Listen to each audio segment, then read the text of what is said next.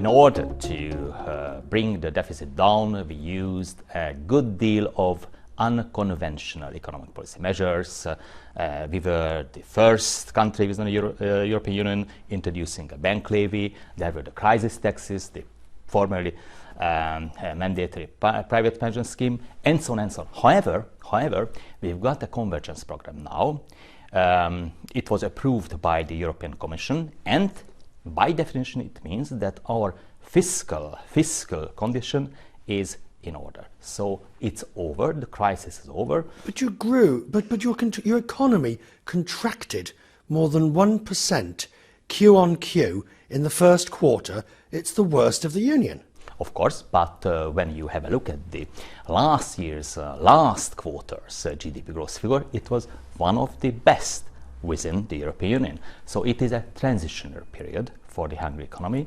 We'll have, may I just say, robust economic growth figure for next year. This year is a little bit risky. You are right. Everything I read is roundly criticising the stewardship of the economy at the moment, for the unconventional, for all the things that you know. You know these criticisms. Why are they wrong, these people who are criticising you?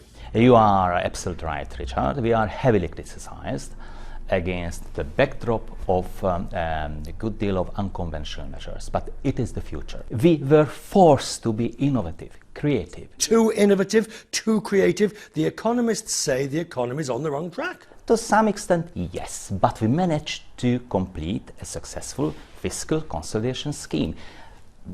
Using, of course, you are right, unconventional, even unorthodox measures. But the whole European economy will go for growth and jobs and creativity. It's badly needed to have creativity within the European Union.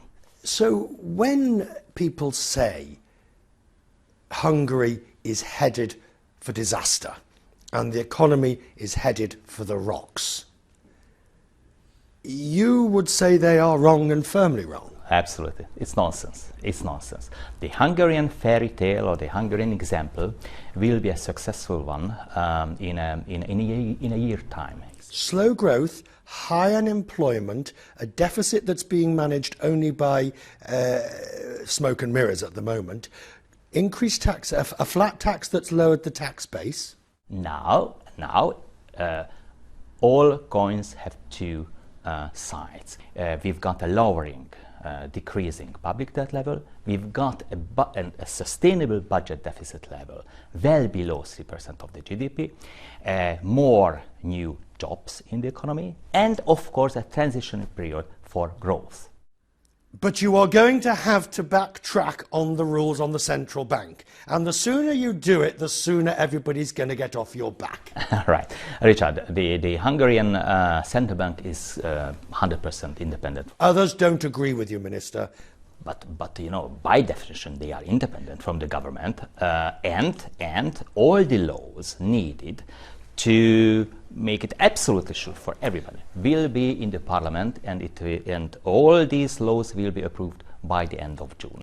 I ask, Minister, where do you see the strengths of the Hungarian economy within the European Union in the future? May I just say that I see the strengths of the whole Central European region will be the next hub for the global business community. Will replace the southern belt of the Eurozone with the Central European region. It will be a very strong region because it will be a region between Europe and Asia, between the States and the European Union.